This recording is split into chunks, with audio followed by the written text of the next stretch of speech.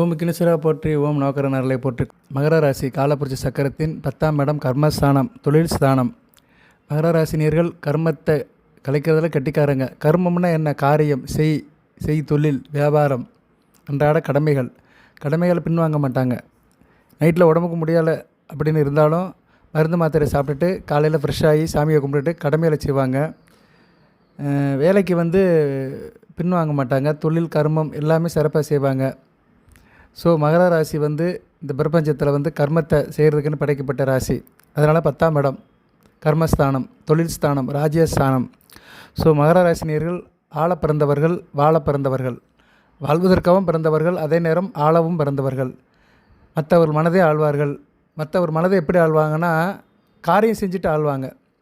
சொல்லு பெரிய விஷயம் கிடையாது, செயல் ஒன்றே நமது வெற்றின்னு இலக்காக கொண்டு இருக்கிறவங்க மகர ராசினியர்கள் தான். ரொம்ப பேச மாட்டாங்க, சரியா செயல்பாட்டு மூலம் தன்னை நிரூபிப்பாங்க. ரொம்ப மெனக்கிடுவாங்க. சரியா நேர்களே, ஊரில் சொல்லுவாங்கள்ல, குடல் வெளியே வந்தால் தான் பாதி புண்ணு அப்படிம்பாங்க. நல்ல மறவனுக்கு, ஒரு தேவனுக்கு என்ன சொல்லுவாங்கன்னா, குடல் வெளியே வந்துனா தான் பாதி புண்ணும்பாங்க. அது மாதிரி இவங்க உடலை பற்றி கவலைப்பட மாட்டாங்க. என்ன தான் ஒரு பக்கம் இருந்தாலும், அடிபட்டு காயம்பட்டு ஒரு உடம்பில் ஒரு பலவீனம், ஒரு அங்கீனம் இருந்தாலுமே கடமையில் ரொம்ப கரெக்டாக இருப்பாங்க. கடமை செய்கிறதுல இவங்களை பீட் பண்ண முடியாது. ஏன்னா சனி பகவானை ராசிநாதனை கொண்டவர்கள். அவருடைய ஆட்சி வீடு மூலத்திருவின் ஆட்சி வீடு. காலப்புருஷ சக்கரத்துக்கு 10ஆம் இடம். சரியா நேர்களே, செவ்வாய் வீட்டுக்கு மறையாத வீடு, சுக்கிரன் வீட்டுக்கு மறையாத வீடு, சந்திரன் வீட்டுக்கு மறையாத வீடு. செவ்வாய், சந்திரன், சுக்கிரன் இந்த 3 கிரகங்கள் ரொம்ப முக்கியமான கிரகங்கள். சரியா, செவ்வாய், சந்திரன், சுக்கிரன், பிருகுமங்கல யோகம், குருமங்கல யோகம், சந்திரமங்கல யோகம். இந்த 3 யோகமும் மகர ராசிக்கு எப்பயுமே தொடர்ந்து வரும். ஏன்னா செவ்வாய், சந்திரன், குரு எப்போல்லாம் தங்களுக்குள்ள ஒரு தொடர்பை ஏற்படுத்திக்கிறாங்களோ அப்போல்லாம் இந்த யோகம் இவங்களுக்கு ஒரு சிறப்பை தரும். சரி நேர்களே, இப்போ இந்த வீடியோ பதிவில் ஒரு முக்கியமான ஒன்று சொல்கிறேன். 24 வகை யோகத்தை சொல்கிறேன். நிறைய பேர் கேள்விப்பட்டிருக்க மாட்டீங்க, இருந்தாலும் இதுவும் இருக்குது. பஞ்சாங்கத்தில் இதுவும் இருக்குது. இன்றைக்கி அமாவாசை, மகாலய அமாவாசை. இன்றைக்கி கிரகணமும் இருக்குது. நைட்டு 11 மணிக்கு மேலே கிரகணம் ஆரம்பிக்குது, 3:30 வரைக்கும் இருக்குது. கேது கிரகஸ்த சூரிய கிரகணம். இந்த கிரகணம் இந்தியாவில் தெரியாது. சரியா, அதனால் நம்ம இது நைட்டில் நடக்கிறதுனால நமக்கு ஒன்றும் பிரச்சனை இல்லை. இருந்தாலும் 4 மணிக்கு மேலே இந்த சூதகாலம் ஆரம்பிச்சிடும். அதனால் இரவு கோயிலுக்கு போகிறவங்க கொஞ்சம் தவிர்த்துருங்க. கோயில் நட திறந்துருக்கலாம், எனக்கு தெரியலை, அதனால் திறந்துருக்கலாம். அதை பற்றி எதுவும் அனௌன்ஸ் பண்ணலை.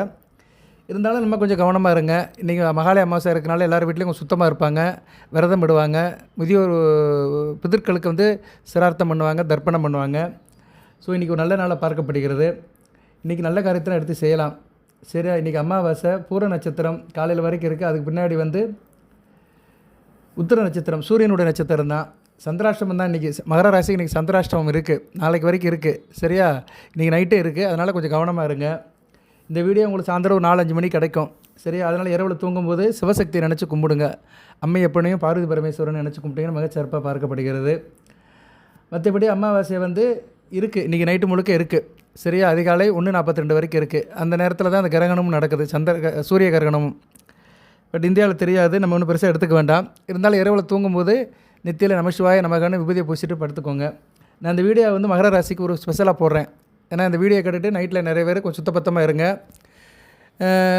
கொஞ்சம் ஆச்சாரமாக இருங்க, சிவநாமத்தை சொல்லுங்கள். ஏன்னா கேது ப்ளஸ் சூரியன் சேர்றாங்க, சுக்கிரனும் இருக்கிறாரு. அந்த கிரகணத்துலேருந்து சுக்கிரனும் மாற்றுறாரு. சுக்கிரன் ராசிக்கு 5-10 கூடையவன். அதனால் இன்றைக்கி இரவு நீங்கள் இறை வழிபாடு பண்ணிங்கன்னா தொழில் நல்லாயிருக்கும், பிள்ளைகள் விஷயத்தில் நல்லாயிருக்கும். சரியா, பூர்வ புண்ணியம், சொத்து பத்து, தகப்பன் வழி, அதுபோல் செய்கிற காரியம், கர்மம், வியாபாரம், தொழில் இதிலெல்லாம் ஒரு நல்ல ஏற்றம் இருக்கும். ஏன்னா சூரியனும் 8ஆம் இடத்துல தான் இருக்கிறார், சிம்மத்தில் இருக்கிறார். சூரியன், கேது, சுக்கிரன். சரியா நேர்களே, கேது சூரியன் பிடிவு தான் இருக்குது. சுக்கிரன் முன்னாடி தான் இருக்கிறார், மகா நட்சத்திரம் தான் இருக்கிறார். இருந்தாலும் கேது நட்சத்திரத்தில் இருக்கிறார். ஸோ இந்த அமைப்பு இருக்குது. விருப்பப்படுறவங்க நாளைக்கு காலையில் கோயிலுக்கு போய்ட்டு வந்துடுங்க, விநாயகர் கோயிலுக்கு போய்ட்டு விளக்கு போட்டு வந்துடுங்க. சூரியன் சம்மந்தப்படுறாரு, உத்திராட நட்சத்திரம் போகணும். சந்திரனும் சம்மந்தப்படுறாரு. சரியா, சந்திரனை ராசியில் தான் இருக்கிறார், சிம்மத்தில் தான் இருக்கிறார். ஸோ சூரிய, சந்திர, சுக்கிர, கேது. ஸோ உத்திராடம், திருவோண நட்சத்திரக்காரங்க கோயிலுக்கு போய்ட்டு வர சிறப்பு. நாளை காலையில் கோயிலுக்கு போய்ட்டு வந்துடுங்க, பக்கத்தில் இருக்க கோயிலுக்கு. விநாயகர் கோயிலுக்கு போய்ட்டு விளக்க போட்டுட்டு கடமையை செய்யுங்க. அவிட்ட நட்சத்திரத்துக்கு ஒன்றும் பிரச்சனை இல்லை. ரைட் நேர்களே, இப்போ இந்த 27 வகை யோகங்கிறது நிறைய இருக்குது. நம்ம காலண்டரில் பார்த்திங்கன்னா சித்த யோகம், அமிர்த யோகம், அருண யோகம் இருக்குது. அதுபோக யாம யோகம் இருக்குது. ஆனால் யோகங்கிறது பஞ்சாங்கத்தில் ஒரு அமைப்பு இருக்குது.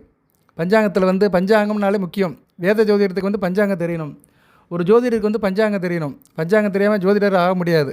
ஆனாலும் அது வந்து பரிபூர்ணமாக முழுமை பெறாது. ஸோ அதனால் பஞ்சாங்கம் உங்களுக்கு தெரிஞ்சிருக்கணும். பஞ்சாங்கம் தெரியணும்னா எப்படி சார் அப்படின்னா, பஞ்சாங்கிறது நாள், கிழமை, இன்றைக்கி என்ன கிழமை, இன்றைக்கி வந்து ஞாயிற்றுக்கிழமை, இது மாதிரி கிழமையை சொல்கிறது. அடுத்து திதி, இன்றைக்கி அமாவாசை திதியை சொல்கிறது. திதிங்கிறது வந்து சந்திரனுக்கும் சூரியனுக்கும் இடைப்பட்ட தூரம் தான் திதி. அடுத்து வந்து நட்சத்திரம், இன்றைக்கி உள்ள நட்சத்திரம். அடுத்து வந்து கரணம், அது ஒரு 11 கரணம், 27 யோகம். ஸோ கரணம், யோகம், நட்சத்திரம், திதி, நாள் இதெல்லாம் சேர்ந்து தான் பஞ்சாங்கம். பஞ்சாங்கம் பஞ்சம்னா 5ன்னு அர்த்தம். 5 வகையான அம்சங்களை கொண்டது தான் பஞ்சாங்கம். இதில் எல்லாமே இருக்கும். இதில் வந்து மகர ராசி நேயர்களுக்கு இந்த வீடியோவில் வந்து யோகங்களை பற்றி சொல்கிறேன். கரணமும் இருக்குது, யோகமும் இருக்குது. யோகங்கிறது வந்து என்னென்னா, நீங்கள் ஒரு ஜனன ஜாதகத்தில் பிறக்கும்போது எல்லோரும் ஒரு யோகத்தில் பிறந்திருப்பீங்க. ஜாதக புக்கத்தில் போட்டிருப்பாங்க என்ன யோகம்னு போட்டிருப்பாங்க. அந்த யோகத்தில் பிறந்த என்ன பலன்கள், அதை இந்த வீடியோவில் சொல்ல போகிறேன். அதுபோக அந்த யோகத்தில் பிறந்தவங்க வந்து ஒரு நல்ல காரியங்களை பண்ணும்போது சில யோகத்தை தவிர்க்கணும். சரியா? தவிர்க்கப்பட வேண்டிய யோகமும் நிறைய இருக்குது. நிறைய பேர் பார்க்குறது இல்லை. சரியா? இப்போ முகூர்த்தம் ஃபிக்ஸ் பண்ணுறீங்க, வீட்டில் ஒரு முக்கியமான நாள் ஃபிக்ஸ் பண்ணுறீங்க, அப்போ வந்து யோகத்தை பார்க்கணும். யோகம் பார்க்கணும். இப்போ எப்படி நம்ம ஒரு விசேஷம்னா சந்திராஷ்டம் பார்க்குறோம். அதுபோக வந்து அன்றைக்கி வந்து கரிநாளாக, யோக நாளாக, முகூர்த்த நாளாக பார்க்குறோம். சரியா? நல்ல நாளாக பார்த்து தேர்வு பண்ணுறோம். முகூர்த்தம் அப்படின்னா நல்ல அமைப்பு சேர்ந்ததான் முகூர்த்தம். திருமண முகூர்த்தத்துக்கு அதெல்லாம் பார்ப்பாங்க. அதுபோக சில விசேஷ தினங்கள் வீட்டில் வச்சாலும் சரி அந்த இதெல்லாம் பார்க்கணும். அப்படி பார்க்கும்போது யார் முக்கியமான ஆளோ அவங்களுடைய அந்த யோகம் வர்ற அன்றைக்கி சில யோகங்களை தவிர்க்கணும். அப்படி எந்தெந்த யோகத்தை தவிர்க்கணும் சார் அப்படின்னா, 27 யோகம் இருக்குது. அந்த 27 யோகத்தை முதல் நான் சொல்லிடுறேன். அதுக்கு பின்னாடி எந்தெந்த யோகத்தை காமனாக கழிக்கணுமோ தவிர்க்கணுமோ அதை சொல்கிறேன். இந்த வீடியோ நீங்கள் நினைக்கிற மாதிரி ராசி பலன் கிடையாது. கொஞ்சம் பொறுமையாக கேளுங்க. ஆனால் முக்கியமான வீடியோ, வாழ்க்கையில் முக்கியமான வீடியோ. ஜோதிடத்தின் மேலே நம்பிக்கை இருக்கிறவங்க, ராசி பலன் கேட்குறவங்க, தெய்வ நம்பிக்கை இருக்கிறவங்க, பூஜை புனஸ்காரம் பண்ணுறவங்க இதை வந்து எடுத்துக்கலாம். அவங்களுக்கு இது வந்து சாதகமாக இருக்கும். இது ரொம்ப முக்கியமான அம்சம். ஏன்னா பஞ்சாங்கத்தில் உள்ள ஒரு அம்சம்.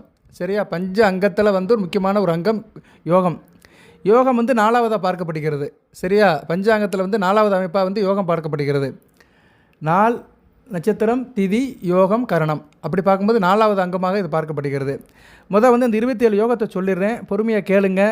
லைக் பண்ணுங்கள், சப்ஸ்கிரைப் பண்ணுங்கள், பெல் பட்டன் ஆன் பண்ணுங்கள், நோட்டிஃபிகேஷன் வர எல்லா வீடியோவும் பாருங்கள். விஸ்வகம்பம், பிரிதி, ஆயுஷ்மான், சௌபாக்கியம், சோபனம், அதிகண்டம், சுகர்மம், திருதி, சூலம், கண்டம், விருத்தி, துருவம், வியாகாதம், அரிசனம், வச்சிரம், சித்தி, வியாதிபாதம், வரியான், பரிகம், சிவம், சித்தம், சாத்தியம், சுபம், சுப்பிரம், பிராமம், மகேத்திரம், வைத்துருதி. இந்த 7 யோகம் இந்த 27 யோகம் இருக்குது. இந்த 27 யோகத்தில் தான் நீங்கள் பிறந்திருப்பீங்க. சரியா? ஸோ யோகம் வந்து ரொம்ப முக்கியமானது. ஒவ்வொரு யோகத்துக்குமே ஒரு குணாதிசயங்கள் இருக்குது. கண்டிப்பாக அது உங்கள்கிட்ட இருக்கும். அதை நான் முன்பே ஒன்றா சொல்கிறேன், பொறுமையாக கேளுங்க. இந்த 27 யோகத்தில் வந்து சில யோகங்களை தவிர்க்கணும். சரியா? நீங்கள் எந்த யோகத்தில் பிறந்தாலுமே சில யோகங்களை தவிர்க்கணும். அன்றைக்கி வந்து நல்ல காரியங்கள் செய்யக்கூடாது. அப்படி தவிர்க்கப்பட வேண்டிய யோகங்கள் அப்படி பார்த்தோம்னா, விஷகம்பம், அதிகண்டம், சூலம், கண்டம், வியாகாதம், வங்க்ரம், வியாதிபாதம், பரிகம், வைத்துருதி. சரியா? இந்த யோகங்கள்லாம் தவிர்த்துடணும். இந்த யோகத்தில் வந்து நல்ல காரியம் பண்ணக்கூடாது. இது நிறைய பேர் பார்க்க மாட்டாங்க, நிறைய ஜோசியர் பார்க்க மாட்டாங்க. ஆனால் இது முக்கியமானது. சந்திரபலன், தாராபலன், சந்திராஷ்டமம் மற்றதெல்லாம் பார்ப்பாங்க. மற்றதெல்லாம் சரியாக இருக்குது. கரிநாள், அந்தந்த பிறந்த நட்சத்திரத்துக்கு உண்டான அமைப்பு, அந்த பிறந்த திதிக்கு உண்டான அமைப்பு, வளர்பிறை, தேய்பிறை இதெல்லாம் பார்ப்பாங்க. திருமண அமைப்பில் படுப்பச்சிலாம் பார்ப்பாங்க. சரியா? படுப்பச்சிங்கிற ஒரு சப்ஜெக்ட் இருக்குது, அதுக்குள்ளே போக வேண்டாம். அது ஒரு முக்கியமானதான். ஸோ இப்படி நிறைய பார்த்து செஞ்சால் தான் எந்த ஒரு காரியம் பரிபூர்ணமாக இருக்கும், நல்லபடியாக சக்ஸஸ் ஆகும். ஸோ நீங்கள் நல்ல காரியம் பார்க்குறீங்கன்னா நான் சொன்ன இந்த யோகத்தெல்லாம் தவிர்த்துடணும். சரியா? விஸ்கம்பம், அதிகண்டம், சூலம், கண்டம், வியாகாதம், வங்கிரம், வியாதிபாதம், பரிகம், வைத்துருதி இதெல்லாம் தவிர்த்துட்டு தான் நீங்கள் ஒரு நல்ல காரியத்தை பண்ணணும். சரி, இப்போ வந்து ஒவ்வொரு யோகத்தில் பிறந்தவங்க எப்படி இருப்பாங்க அதை சொல்கிறேன் நான். கேளுங்க, பொறுமையாக கேளுங்க. இந்த வீடியோ ஒரு வித்தியாசமான வீடியோ தான். மகர ராசி நேயர்களுக்காக இன்றைக்கி நான் போடுறேன். மகாலய அமாவாசை, இன்றைக்கி ஒரு நல்ல செய்தி சொல்லணும் மகர ராசி நேயர்களுக்கு, அதனால தான் போடுறேன். சரியா? இந்த யோகத்தில் பிறந்தவங்க நல்லா இருப்பாங்க. சரியா? இந்த 27 யோகத்தில் நல்ல யோகங்கள் இருக்குது. அந்த யோகத்தில் பிறந்தவங்க நல்லா இருப்பாங்க. சில பேர் மாறுபட்ட யோகத்தில் பிறந்தாங்கன்னா அவங்க என்ன வழிபாடு பண்ணலாம் அதையும் நான் சொல்கிறேன். சரியா? கொஞ்சம் பொறுமையாக கேளுங்க. இப்போ வந்து விஷ்கம்பம் இது வந்து ஒரு விஷயோகம், இது ஒரு அசுப யோகம்தான். இந்த யோகத்தில் பிறந்தவங்க வந்து எதிரியை வெற்றி கொள்வார்கள். அதே மாதிரி மற்றவங்களை சட்டுன்னு அறிஞ்சிக்கிடுவாங்க. பிறர் என்ன சொல்ல வரான் பிறரை பற்றி ஈஸியாக தெரிஞ்சுக்கிடுவாங்க. பின்னால் நடக்க போதும் முன்கூட்டியே சொல்லுவாங்க. சில பேருக்கு அந்த சக்தி இருக்கும். அவங்க ஜாதகத்தை வாங்கி பார்த்தீங்கன்னா அவங்க வந்து விஷ்கம்பம் யோகத்தில் பிறந்திருப்பாங்க. தீர்க்க தரிசனம் இருக்கும். மாந்திரிக விஷயத்தில் நாட்டம் இருக்கும். மாந்திரிகம் பார்க்குறது, ஜோசியம் பார்க்குறது, ஜோசியத்துக்கு அப்பாற்பட்டு செய்கிறது, இவங்க மனசு அதில் ஈடுபடும். எப்போ பார்த்தாலும் எலுமிச்சம்பழம் நாம தான் இருக்கும். எலுமிச்சம்பழம், முட்டை, மஞ்சள், குங்குமம், மாந்திரீகம், சரியா, மாந்திரிகம் சம்மந்தப்பட்ட தெய்வங்கள், இதில் தான் இவங்க நாட்டம் இருக்கும். சில பேருக்கு அது இன்ட்ரெஸ்ட் இருக்கும். கையில் பாருங்கள் நிறைய கயிறு கட்டியிருப்பாங்க. மஞ்சள் கயிறு, சிவப்பு கயிறு, பச்சை கயிறு, நெத்தியில் வகை வகையாக குங்குமம் வச்சுருப்பாங்க. அப்புறம் பச்சைலாம் ஒன்று வச்சுருப்பாங்க. அப்புறம் வந்து மை வச்சுருப்பாங்க.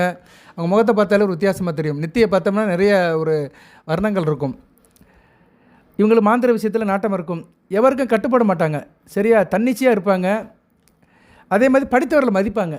யாராக இருந்தாலும் டக்குன்னு சாமின்னு காலில் விழுந்துருவாங்க. படித்தவர்கள், ஞானிகள், சித்தர்கள் இவங்களெல்லாம் மதிப்பாங்க. இவங்க பெரும்பாலும் வந்து அந்த இறை வழிபாட்டில் வந்து வேறு ரூபத்துக்கு போவாங்க. இறை வழிபாட்டில் வந்து 4 இருக்குது. நமக்கு 4 வேதம் இருக்குது. ரிக்வேதம், யஜுர்வேதம், சாமவேதம், அதர்வேன வேதம். இப்போ நம்ம பண்ணிகிட்டு இருக்கிறது வந்து யஜுர்வேதம். நம்ம கோயிலெலாம் சொல்கிறதெல்லாம் யஜுர்வேதம் தான். ரிக்வேதங்கிறது ரொம்ப பழமையானது. அதெல்லாம் ராமாயண மகாகாலத்தில் முடிஞ்சு போச்சு. சாம அதர்வன வேகங்கள்லாம் வேறு. அதர்வன வேகங்கிறது வந்து இந்த மாந்திரிகத்தில் வந்துடும். பேய் பிசாசு, பில்லி சூனியம், இதுக்கெல்லாம் அதர்வன வேகம். ஸோ நம்ம சுலோகம் சொல்கிறது வைக்கிறது எல்லாமே யஜுர்வேதம் தான். ஸோ இவங்களாம் வந்து அந்த அதர்வன வேதத்தில் வந்து நாட்டமாக இருப்பாங்க. அடுத்து வந்து பிரீதி யோகம். பிரீதி யோகம்னா வந்து ஒரு சுபமான யோகம். இந்த யோகத்தில் பிறந்தவங்க நல்ல யோகசாலிகள், நல்லா இருப்பாங்க. சரியா, பேசிக்காக நல்லா இருப்பாங்க. இதில் பிறந்தவங்க நல்லா பேசுவாங்க, இன்சொல் பேசுவாங்க, நல்ல செயல்கள் செய்வாங்க. பெரியோர்கள், ஞானிகள், மகான்கள், குரு இவங்ககிட்ட மதிப்பாக இருப்பாங்க. சொல்லிக் கொடுக்குற டீச்சர் மேலே மதிப்பாக இருப்பாங்க. ஆசான் வழிபாடு நல்லாயிருக்கும். குரு வணக்கம் நல்லாயிருக்கும். அவங்கள வணங்குவாங்க, மதிப்பாங்க. அதே மாதிரி மனமும் செயலும் நல்லா இருக்கும். பாராட்டத்தக்க விஷயத்தில் நல்லா இருக்கும். நல்ல விதமாக பார்க்கப்படுகிறது. ஸோ இந்த பிரீதி யோகத்தில் பிறந்தவங்க நல்லா இருப்பாங்க. சரியா, பிரீதிங்கிறதே நல்ல வார்த்தை தான். நிறைய இருக்குது. இந்த வார்த்தைகள்லாம் சமஸ்கிருத வார்த்தைகளில் வரும். சரியா, அதுக்கடுத்து ஆயுஷ்மான் யோகம். இது ஒரு சுப யோகம்தான். ஆயுஷ்மான் யோகத்தில் பிறந்தது நல்ல யோகம்தான்.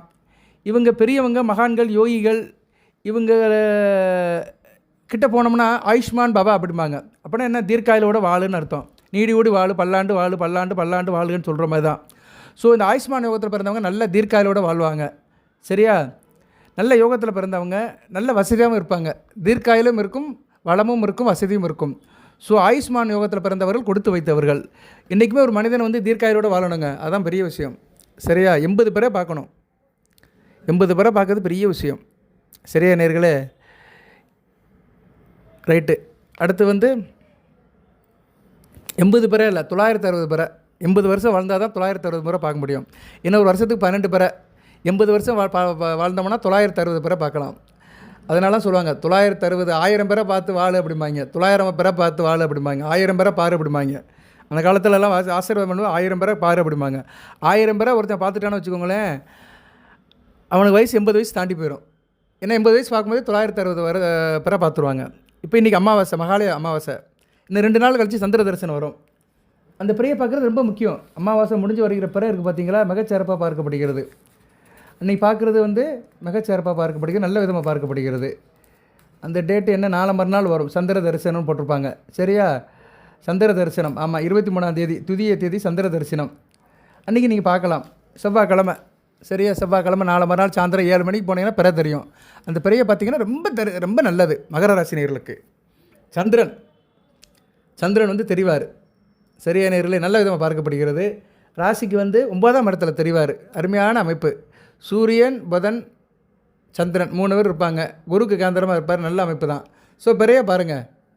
ஏகப்பட்ட சிக்கல் பிரச்சனையில் இருக்கிறவங்களாம் பிறைய பாருங்கள், நல்லாயிருக்கும். குடும்ப பிரச்சனை, கணவன் மனைவி பிரச்சனை, நண்பர்கள், சொந்த பந்தம், கூட்டு தொழில், பங்கு சந்தை, அப்புறம் இணக்கம், அக்கம் பக்கம் பிரச்சனை, சொந்த பந்தத்தில் பிரச்சனை, இப்படி நிறைய பிரச்சனை இருக்கும். மகர ராசினியர்களுக்கு சந்திர தரிசனம் ரொம்ப மகத்தானது. ஏன்னா சந்திரன் 7 கூடியவன், இன்டிகிரேஷன் கொடுக்குறவன் தான். மகர ராசினியர்கள் வீட்டை விட்டு வெளியே வந்துட்டிங்கன்னா மற்றவங்க கூட இணங்கி போகிறீங்களா, ஒரு கம்பெனிக்கு போகிறீங்க, தொழிலுக்கு போகிறீங்க, வியாபாரம் பண்ணுறீங்கன்னா மற்றவங்க கூட இணங்கி தான் செய்யணும். தனிச்சே இருந்து ஒன்றும் செய்ய முடியாது. இப்போ நான் எப்படி வீடியோ போட்டு உங்கள்கிட்ட கனெக்ட் ஆகிறேன், இது வந்து இந்த மாதிரி சங்கல்பத்தை கொடுக்குறவர் சந்திர பகவான் தான். ஏன்னா 7 கூடியவன். 7ஆம் இடம் தான் வந்து நேரடியாக பாயிண்ட் ஆஃப் கான்டாக்ட் வரும். ஏன்னா எதிர் வீடு 180 டிகிரி. ஸோ சந்திர தரிசனம் பாருங்கள், வருகிற செவ்வாய்க்கிழமை இரவு 23/9/2025 புரட்டாசி 7ஆம் தேதி இரவு 7 மணி சந்திர தரிசனம் தெரியும். கொஞ்ச நேரம் தெரிஞ்சுட்டு மறைஞ்சிரும். சரியா, ஒரு 7-7:15 தெரியும், மேற்கு பக்கத்தில் தெரியும். பாருங்கள், தயவுசெய்து பாருங்கள். சரியா நேர்களே, அதெல்லாம் பார்த்தீங்கன்னா புண்ணியம். அதை பார்க்கும்போது சந்தனுடைய நாமத்தை சொல்லுங்கள். சரியா, நான் இதான் எதை ஒன்று ஆரம்பித்தா ஒரு பக்கம் போயிடுவேன். ஆனால் எதை சொன்னாலுமே மகர ராசிக்கு நல்லதை தான் சொல்லுவேன். நல்லது ஒன்றை மட்டும் தான் சொல்லுவேன், வேறு எதுவுமே சொல்ல மாட்டேன். சரியா, அதாவது அப்பப்போ செஞ்சிட்டிங்கன்னு வச்சிங்களேன், சின்ன சின்ன விஷயம் தான், வீட்டில் இருந்து செய்கிற விஷயந்தான். இதை செஞ்சிட்டிங்கன்னா பிரச்சனை குறையும். நல்ல நல்ல விஷயங்கள் உங்களுக்கு வந்து அக்குமுலேட் ஆகிட்டே இருக்கும். அடுத்து வந்து சௌபாக்கியம். இது ஒரு 4வது யோகம். பேரே சௌபாக்கியம் இருக்கிறனால நல்லா இருப்பாங்க, சுகபோகத்தோடு இருப்பாங்க. நல்ல சுபமான யோகம்தான். இந்த யோகத்தில் பிறந்தவங்க வந்து செல்வாக்கும் இருக்கும், சொல்வாக்கும் இருக்கும், உறுதியான மனம் இருக்கும், செயல்திறன் சிறப்பாக இருக்கும், நல்ல பக்திமானாக இருப்பாங்க, ஈவு இறக்கும் கருணை காரணியத்தோடு இருப்பாங்க, தனவானாக இருப்பாங்க, தர்மசீலனாக இருப்பாங்க. ஸோ சௌபாக்கிய யோகத்தில் பிறந்தவங்க மிகச் சிறப்பானவர்கள்.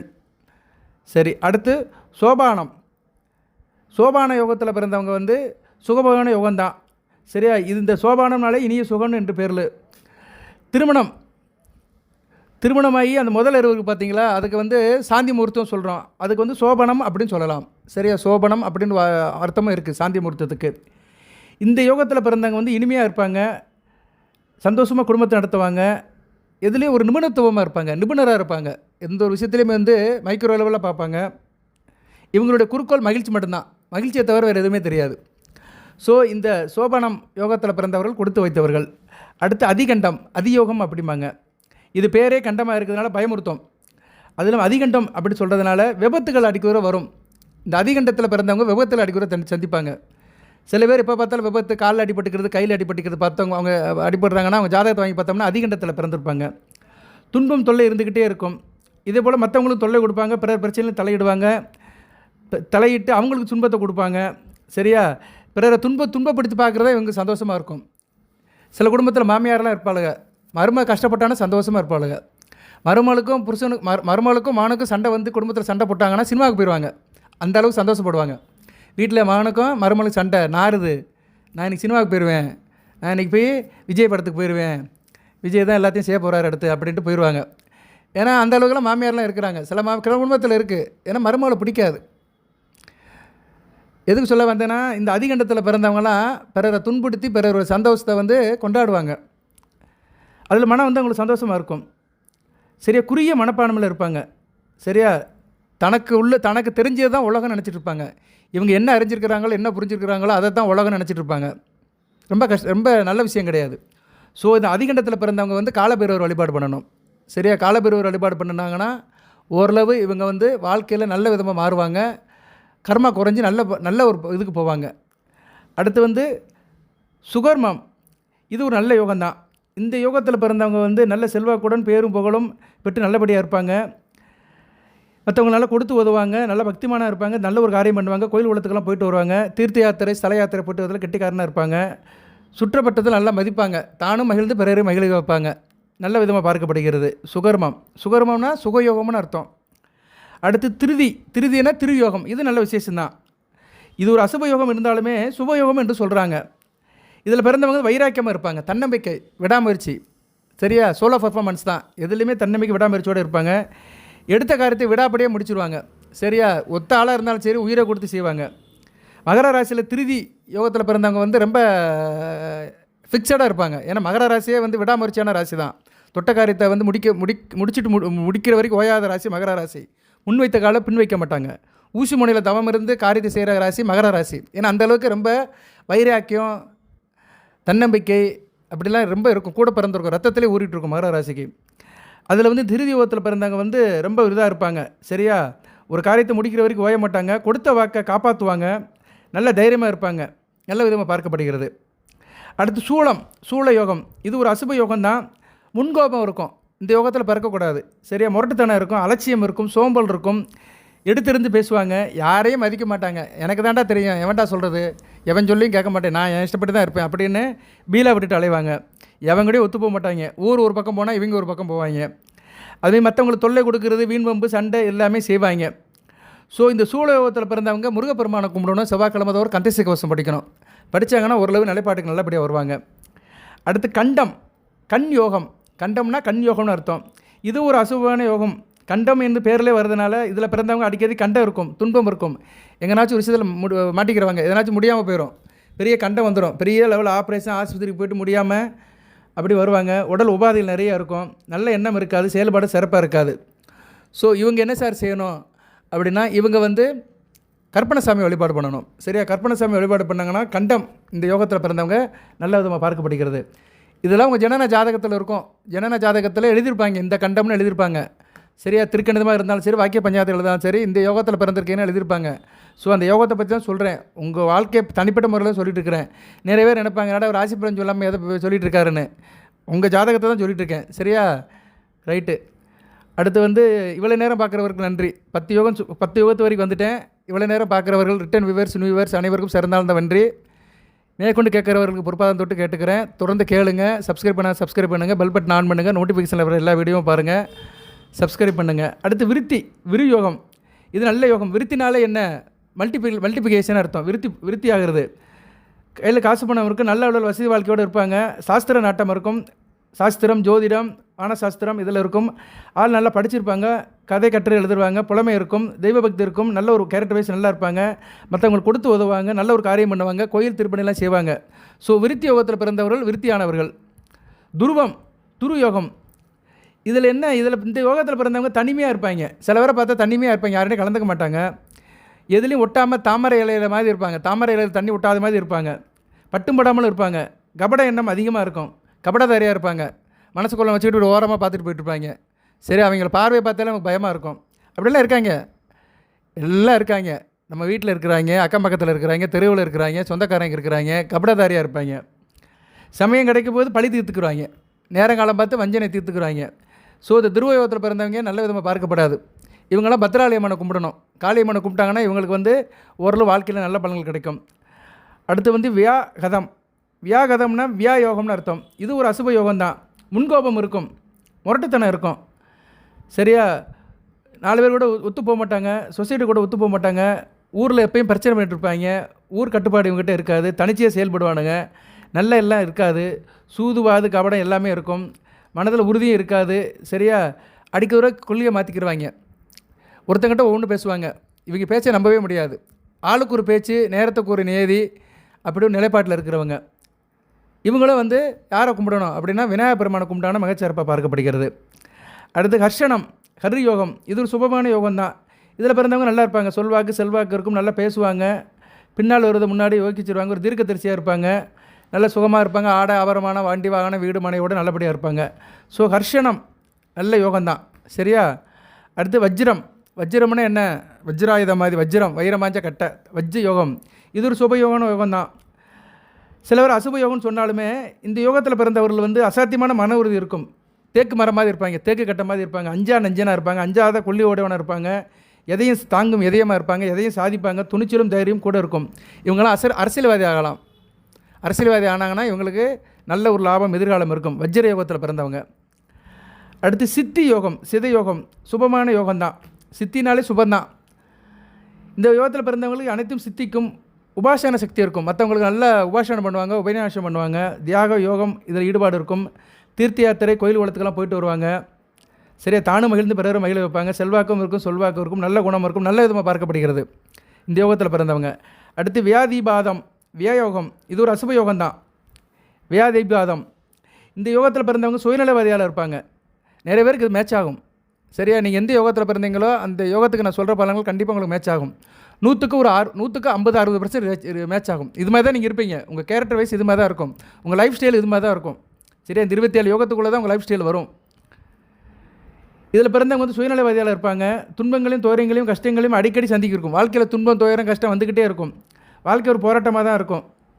சிந்தித்து முன் யோசனையோடு செயல்பட மாட்டாங்க, அவசரப்படுவாங்க, அதனால் பிரச்சனைகளை சந்திப்பாங்க.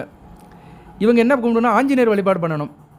அடுத்து வரி யோகம். இது ஒரு சுபயோகம் தான் ஆகும். இதில் பிறந்தவங்க தலைமை தாங்கும், லீடர்ஷிப், அரசியல்வாதி, ஒரு டீம் லீடர், ஊருக்கு நாட்டாமை, பஞ்சாயத்து போர்டு தலைவர், இப்படி ஆவாங்க. நல்ல தைரியம், காரிய வெற்றி இருக்கும், பிறருக்கு உதவி பண்ணுவாங்க, தர்ம காரியங்கள் கோயில் திருப்பணிகள்லாம் செய்வாங்க, நல்ல விதமாக பார்க்கப்படுகிறது. புகழ் அந்தஸ்து பேரோடு இருப்பாங்க. வாழ்நாளுக்கு பின்னாடி இவங்க பேர் நிலச்சிருக்கும். சரியா? இந்த வரியான யோகத்தில் பிறந்தவங்க. அடுத்து பரியோகம். இதுவும் நல்ல யோகம் தான், சுபமான யோகம் தான். இந்த யோகத்தில் பிறந்தவங்க தனக்குன்னு ஒரு கொள்கை, ஒரு குறிக்கோளோடு இருப்பாங்க. அதுலேருந்து மாற மாட்டாங்க. இவங்க பாலிசிலேருந்து வெளியவே வர மாட்டாங்க. சரியா? சில பேருக்கு அது இருக்கும். அவங்க பாலிசியை வந்து காம்ப்ரமைஸ் பண்ண மாட்டாங்க, விட்டு கொடுக்கவும் மாட்டாங்க, அவங்க இமேஜை உடைக்க மாட்டாங்க. அப்படிப்பட்டவங்க இவங்க தான் இந்த பரிகம் யோகத்தில் பிறந்தவங்க. கொடுத்த வாக்கை காப்பாற்றுவாங்க. அதே மாதிரி இவங்களுக்கு மற்றவங்க கொடுத்த வாக்கை தவறிட்டாங்கன்னா, இவங்ககிட்ட ஒருத்தர் பேசுகிறாரு, ஆனால் அவர் வாக்கு தவறி நடந்துட்டாருன்னா அவங்ககிட்ட கனெக்ஷனை கட் பண்ணிடுவாங்க. ரொம்ப நேர்மையாக கரெக்டாக இருப்பாங்க. சரியா? பேச்சும் செயலும் சிந்தனையும் கரெக்டாக இருக்கும், சொல்லும் செயலும் கரெக்டாக இருக்கும். அப்படி யாரும் இவங்ககிட்ட மாறி செஞ்சுட்டாங்கன்னா அவங்ககிட்ட பேசவே மாட்டாங்க, வாழ்நாள் முழுக்க அப்படியே கட் பண்ணிட்டு போய்கிட்டே இருப்பாங்க பரிக யோகத்தில் பிறந்தவங்க. அடுத்து சிவயோகம். இது சுபமான யோகம் தான், பேர்லேயே சிவம் இருக்குது. சிவனை வழிபடுவாங்க. தியானம், யோகம், பக்தி, ஞான மார்க்கம்லாம் அதிகமாக இருக்கும். தெய்வ வழிபாடு அதிகமாக இருக்கும். அடிக்கொரு யானைகள், மகான்கள், யோகிகள் இவங்களை சந்தித்து பெரிய லெவல் ஆவாங்க. சன்னியாசிகள் சகவாசம் இவங்களுக்கு அதிகமாக இருக்கும். அடுத்து சித்து யோகம். இது ஒரு சுபமான யோகம் தான். இந்த யோகத்தில் பிறந்தவங்க அசாத்தியமான மன உறுதி இருக்கும். எதற்கு அஞ்ச மாட்டாங்க, உறுதியான சித்தம் உடையவர்கள் இருப்பாங்க. எந்த ஒரு காரியத்தையும் சட்டுன்னு மாற்றிக்கொள்ள மாட்டார்கள். ஒரு பேச்சு சொன்னாங்கன்னா அந்த பேச்சை கடைசி வரைக்கும் இருப்பாங்க. ஒரு கை கொடுத்தாங்கன்னா கையை கடைசி வரைக்கும் காப்பாற்றுவாங்க. இவங்களை நம்பி எந்த காரியத்தையும் செய்யலாம். சரியா? கை கொடுத்த தெய்வம் அப்படின்னு சொல்கிறாங்களோ அது மாதிரி சித்தம் யோகத்தில் பிறந்தவர்கள். சாஸ்திர புலமை பீச்சு பறிய முடியவர்கள். நல்ல வேத சாஸ்திரம் இதிலெல்லாம் ரொம்ப ஒரு ஆர்வமாக இருப்பாங்க, நல்லபடியாக இருக்கும். அடுத்து சாத யோகம். இது ஒரு சுபமான யோகம் தான், பேரே சாத்தியமாக இருக்கிறதுனால இந்த யோகத்தில் பிறந்தவங்க எதையுமே சாத்தியமாக்கிடுவாங்க, எல்லாத்தையுமே சாத்தியமாக்கிடுவாங்க, தன்வசப்படுத்திடுவாங்க. பெண்களை கூட பிற பெண்களை வசியம் பண்ணுவாங்க. வசிய யோகமும் இவங்களுக்கு இருக்கும். பிற பெண்களை வசியம் பண்ணுறதுலாம் இவங்களுக்கு கைவந்த கலையாக இருக்கும். ஆனால் அது வந்து ஒன்றோட நிப்பாட்டிக்கணும். கண்டபடி செஞ்சோம்னா அது ஒரு பெரிய பாவமாயிரும். பெண் பாவம் பொல்லாதது. சரியா? பெண்கிட்ட ரொம்ப பாவம் பண்ணக்கூடாது. சில பெண்கள் வந்து தன்னுடைய ஏறாமை, அபலை பெண்கள் சொல்கிறாங்கள, வெகுளி பெண்கள்லாம் சில ஆண்களுடைய வலையில் விழுந்துருவாங்க. அது பாவம், அதெல்லாம் செய்யக்கூடாது. பெண் பாவம் பொல்லாதது. விருப்பப்பட்டு செய்கிறது வேறு. அப்படியே விருப்பப்பட்டு செஞ்சாலுமே அது ஒன்றோட நிப்பாட்டிக்கணும். தொடர்ந்து செஞ்சோன்னு வச்சுக்கோங்களேன், ஒரு ஆணுக்கு வந்து பெரிய பாவம் அது. அதனால் இந்த வீடியோ கேட்குற ஆண்களுக்கு சொல்கிறேன், பெண் பாவத்தில் ரொம்ப விளையாடாதீங்க. பெண் பாவம் வந்து தீராதது, பெண் பாவம் பொல்லாதது. சரியா? அதே மாதிரி பூனையும் கொல்லக்கூடாது. பூனை பாவம் பொல்லாதது. பெண் பாவமும் பூனை பாவமும் ரொம்ப பொல்லாதது. ரைட்டு, இதுக்கு மேலே சொன்னோம்னா கோவப்படுவாங்க. சுபயோகம். அடுத்து வந்து இது ஒரு யோகம்தான், பேரே சுபமாக இருக்கிறனால சுபமான யோகம்தான். இனிமையாக பேசுவாங்க. இவங்களும் வந்து இந்த கோயில் உலகத்துக்கு போயிட்டு வருவாங்க. மகான்கள், யோகிகள், யானைகள் இவங்களுக்கு வந்து சேவை செய்தல் விருப்பம் இருக்கும். சில பேர் பார்த்திங்கன்னா எப்போ பார்த்தாலும் மடையாளத்துக்கு போவாங்க, சாமியை காலில் விழுந்துட்டு இருப்பாங்க, சாமியை வீட்டுக்கு வர சொல்லுவாங்க. பெரிய பெரிய மடாதிபதிகள்லாம் போயிட்டு வந்து நல்ல ஒரு காரியம் பண்ணுவாங்க. தெய்வ காரியங்கள், திருப்பணிகள், பொது சேவையிலும் நாட்டம் இருக்கும். அவங்க ஜாதகத்தை வாங்கி பார்த்திங்கன்னா சுபம் யோகத்தில் பிறந்திருப்பாங்க. நல்ல விதமாக பார்க்கப்படுகிறது. அடுத்து சுப்பி யோகம். இது ஒரு சுபயோக யோகம் தான். தெய்வ பக்தி இருக்கும், தெய்வ நம்பிக்கை இருக்கும். எது நடந்தாலும் அது கடவுள் செயல்னு சொல்லுவாங்க. என்கிட்ட ஒன்றும் இல்லைப்பா, எல்லாம் இறைவன் செயல் அப்படின்னு சொல்கிறவங்க இவங்க தான். அனைத்துக்குமே இவங்க கடவுளை தான் முன்னிறுத்துவாங்க. எந்த சாதனையில் செஞ்சாலும் தன்னை பற்றி பெருமை தம்மட்டை எடுத்துக்கொள்ள மாட்டார்கள். நடப்பதெல்லாம் இறைவன் செய்வல். இறைவன் மிகப்பெரியவன். நான் ஒரு துரும்புப்பா, நான் ஒரு கருவி, அவன் ஆட்டி வைக்கிறேன், நான் ஆடுறேன் அப்படின்னு சொல்கிறவங்க இந்த யோகத்தில் பிறந்தவங்க. சரியா? கண்டிப்பாக அந்த அம்சத்தில் இருக்கவங்க செக் பண்ணி பாருங்கள், உங்கள் ஜாதகத்தில் இந்த யோகத்திலலாம் பிறந்திருப்பீங்க. 100க்கு 100 உண்மையாக இருக்கும். அடுத்து பிராயோகம். இது ஒரு சுபமான யோகம் தான். தியானம், யோகம் இதில் வந்து ரொம்ப நாட்டம் இருக்கும். இவங்க எப்போ பார்த்தாலும் யோகம், தியானம் இருப்பாங்க. பிரம்மஞானத்தை அறியறது ரொம்ப முயற்சி போடுவாங்க. ரொம்ப ஒரு முத்தி நிலைக்கு போவாங்க இவங்களாம். ஞானிகள், யோகிகள், மகான்களோட தொடர்பை எடுத்துக்கிட்டு அதன் மூலம் நல்ல உடல் பயன்பெறணும்னு நினைப்பாங்க. இவங்களோட சங்கல்பம்லாம் பெரிய லெவலில் இருக்கும். குடும்ப வாழ்க்கை விட்டு வெளியே வந்துடுவாங்க. விவேகமாக இருப்பாங்க. தியாக உணர்வு இருக்கும், தர்ம சிந்தனை இருக்கும். இவங்களாம் வேறு லெவலுக்கு போயிடுவாங்க. சரியா? இவங்களை பற்றி பேசுறதுக்கு நமக்கு அறியதே கிடையாது. ரொம்ப ஒரு பிரம்மஞானத்துக்கு போயிடுவாங்க. அந்த பிராமியம்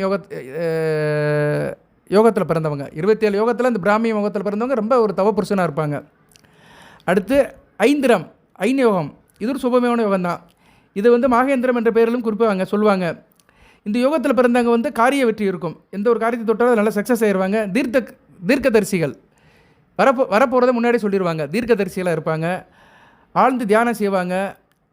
நல்ல ஒரு பொருள் சொல்லுவாங்க. எந்த ஒரு விஷயத்துக்குமே வந்து ஒரு மீனிங் கொடுப்பாங்க. அருள்வாக்கு இருக்கும். ஜோதிடம் இதெல்லாம் உங்கள் கைவந்த கலையாக இருக்கும்.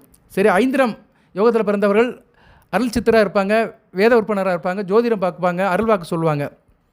நல்ல அமைப்பாக பார்க்கப்படுகிறது. அடுத்து வைதுருதி, கடைசி யோகம், யோகம் அப்படிம்பாங்க. இது ஒரு அசுப யோகம் தான். இதில் பிறந்தவங்க சுயநலவாதிகளாக இருப்பாங்க. செல்ஃபிஷ், தற்பெருமை இருக்கும், தம்பட்டை அடிச்சிட்டு இருப்பாங்க. கழக பிரியர்கள், கழகம் நடக்கிற இடத்துல கண்டிப்பாக இவங்க இருப்பாங்க. சும்மா இருக்கும் சங்க ஊதி கெடுப்பாங்க. நல்லவர்கள் போல நடுத்து ஆதாயம் தருவாங்க. சரியா? உள்ளொன்று வச்சு புறமொன்று பேசுவாங்க. இந்த வைருதி யோகத்தில் பிறந்தவங்க கபடம் உள்ள இருக்கும். கெடுக்கும் புத்தி நிறையா இருக்கும். மன உறுதி இருக்காது. சரியா? ஆசிரியர் மைண்ட்லேயே இருப்பாங்க. அதனால் இவங்களுக்கு வந்து மற்றவங்களுக்கு மறைமுக தொல்லை கொடுத்துட்டே இருப்பாங்க. சரியா? தானும் நல்லா இருக்க மாட்டானுங்க, மற்றவங்களையும் நல்லா இருக்க விட மாட்டானுங்க. இந்த வைருதி யோகத்தில் பிறந்தவங்க இவங்க யார் சார் கும்பிடணும் அப்படின்னா, இவங்களாம் சிவ வழிபாடு கும்பிடணும். ஓகே நேயர்களே, 27 யோகத்தில் பிறந்தவருடைய குணாதிசயங்கள் சொல்லியிருக்கிறேன்.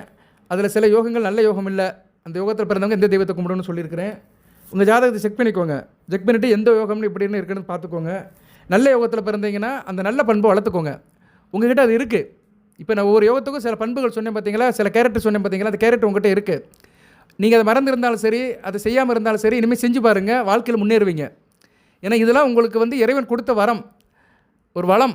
அதை நீங்கள் சரிப்படுத்துங்க. சரியா? உங்கள்கிட்ட அதெல்லாம் இருக்குது, உள்ளுக்குள்ளே இருக்குது. அதை அதுக்கு ஒரு தீனி போட்டு அதை வேலை கொண்டு வாங்க, நல்லாயிருக்கும். சரியா? அதனால் இந்த 27 யோகத்தில் பிறந்தவங்க நல்ல விதமாக பார்க்கப்படுகிறது. அதில் சில யோகத்தில் பிறந்தவங்களுக்கு நல்லா இருக்க மாட்டாங்க. அவங்களுக்கு என்ன தெய்வத்தை வழிபாடு பண்ணணும் அதையும் சொல்லியிருக்கிறேன். அந்த வழிபாடு பண்ணினீங்கன்னா நீங்கள் கொஞ்சம் மாறி இருப்பீங்க. சரியா? நடைமுறை வாழ்க்கைக்கு சாதகமாக இருப்பீங்க. தானும் வாழ்ந்து பிறரையும் வாழ வைப்பீங்க. வாழ்த்துக்கள் நேயர்களே. இந்த வீடியோ ஒரு வித்தியாசமான வீடியோ தான் போட்டிருக்கிறேன். இன்னும் இதே மாதிரி பஞ்சாங்கத்தில் நிறைய கரணம்னு ஒன்று இருக்குது, அதை பற்றியும் சொல்கிறேன். கரணம்னா என்ன, இந்த மிருகங்களை பற்றி சொல்கிறது.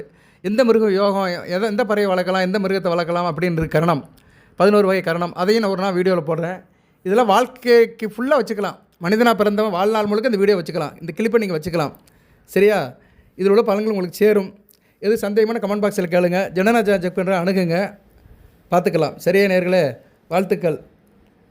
எல்லாம் வல்ல இறைவன் மகர ராசி நேயர்களுக்கு, உத்திராடம், திருவோணம், அவிட்ட நட்சத்திரத்தில் பிறந்த நேயர்களுக்கு சில சௌபாகியத்தையும் சில ஐஸ்வர்யத்தையும் சில நன்மைகளையும் கொடுப்பார்.